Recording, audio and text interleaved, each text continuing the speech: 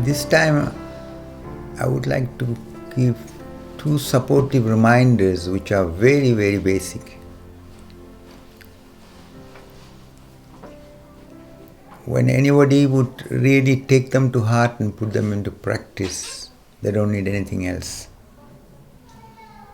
Because certain basic factors, when it is understood rightly and put into practice, that makes all the difference.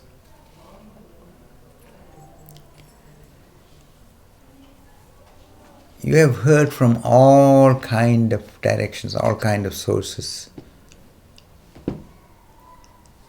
God is love, as Jesus used to put it. And in so many ways, the reminder that love is what makes life different. When the Beatles were bringing the song with All You Need Is Love, it became very popular because somewhere everybody can understand it in some way. And we have all ways of writing about it, singing about it, considering it in different ways. But only very few realize that love is our innermost reality. And the question is, are we ready to allow it? Are we ready to live it? Are we ready to look what is preventing us from living the love which we are deep within, carrying in us? Love is one expression, but seen from another angle, love is referring to a quality of being in the life which can be said is a very intelligent and insightful way of going about life. It is very difficult normally to understand it, but consider it this way. When the whole reality is deeply, inseparably interconnected, and that is a reality, that is not imagination, that is not the fantasy. That is why those who have been going into the deeper experience of reality, deeper understanding of what really is, has been emphasizing on the significance of living the love. For example, Sai Baba used to put it in this way, and this used to be one of the writings which was in his ashram to remind everybody, and it went like this: start the day with love, fill the day with love, end the day with love. Love is not referring to just an act. Love is referring to a deep inner quality. And when your acts are arising from that inner quality, that becomes loving. That becomes a manifestation of love. But in a world where we are so much focused on the doing and the periphery, we don't recognize the need to bring awareness into what is behind our doing, what is going on undercurrently. And that is exactly what I would like with this reminder to bring. In each interaction, in each connection, in each expression, when you do something or when you don't do something, question yourself, am I allowing the love? Is it coming from a space of love, or is it coming from a certain automatic, unclear and unconscious process? So love is possible to be lived and allowed when you are courageously bringing attention and are ready to let go all what is against love. That means all the pride, all the prejudice, all the hatred, all the anger, all the bitterness, which we often carry for long period without being conscious that we are carrying it. And you will be surprised when you look carefully what is behind our negative reactions is unclarity, misunderstanding, one-sided way of looking. Orienting to love means you bring attention to see all what is there in you and be from your side ready to consider and live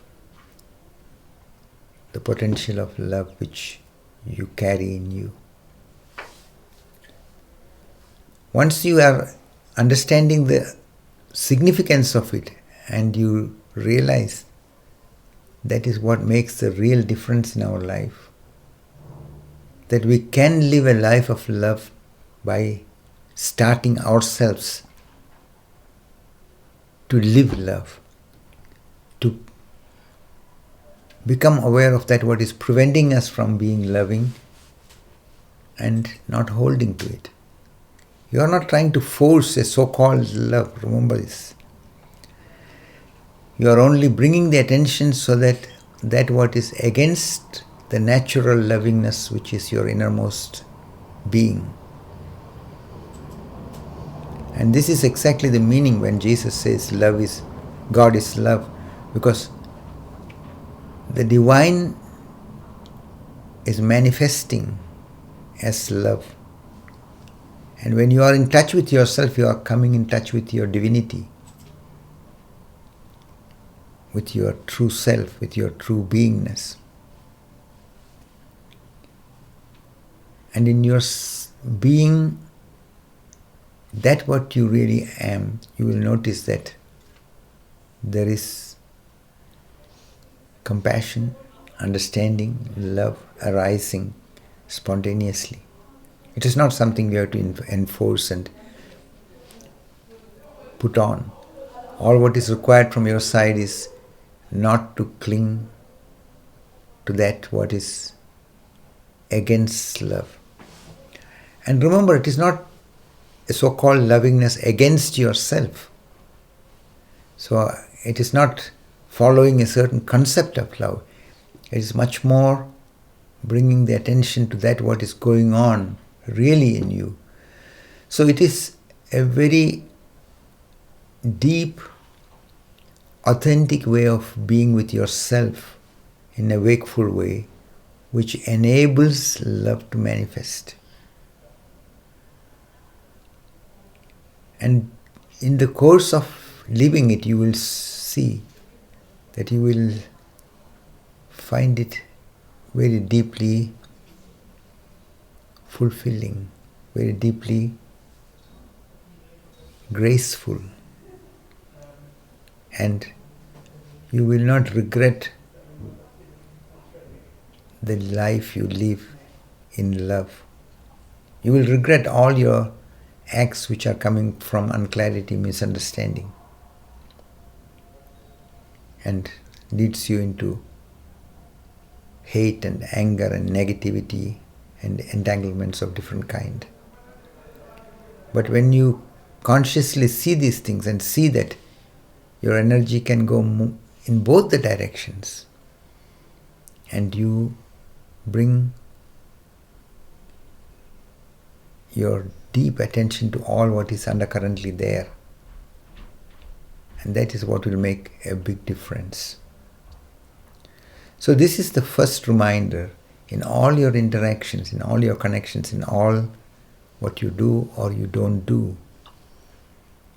Allow the quality of love consciously by becoming aware of that what is against love and not holding to it. And in this way, allowing love, being open for love. That is what will be very deeply significant. And the second reminder is naturally indirectly connected with the same process of opening, but it has to do with questioning the basic. And in a way, when you do the second reminder more carefully and wakefully, the first reminder of orienting to love will become much more easier to live and practice. And the second reminder is, ask yourself, am I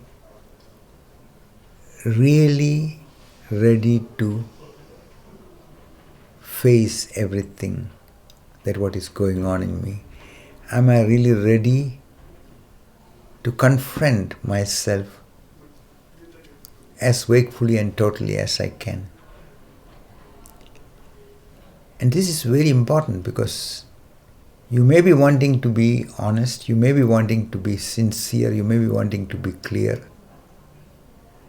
but there are unconscious, conditioned way of reacting which is pulling you away from your intention, which is preventing you from being really open and be able to consider what life is revealing to you. So it is only possible through your conscious questioning and consideration that you can go beyond the subtle strategies which are happening from the inner automatism to prevent you from being really open. You may ask, why is this strategy from the inner automatism to prevent one from being open? It is simply like that. This inner automatism is a certain natural factor which everyone gets in the process of life as part of the conditioning. And it is because the natural creative process has taken care that till the child is capable of understanding and living the consciousness which is there as a potential, it is a survival mechanism. But the survival mechanism, when you let it continue to operate in you automatically further, even though you have the capacity to look, even though your consciousness is there and you can deepen it, you can bring it into living, then it becomes a barrier. It becomes a factor which prevents you from living the fullness. It is just like somebody who is learning to swim uses certain kind of air bolsters to help that one is not drowning. But once you have learned swimming and you are capable to really swim, then when you carry this kind of air bolsters, it becomes a barrier in your ability to really swim freely and enjoy the swimming in a clear and deep way. It is something like that, but it is much more subtle, much more significant to understand it. Because when you don't confront this and clear, you may have an intention to be living the love, you may have the intention to be really open to consider and understand, but you may not be able to allow it because another part which is unconsciously working is against it.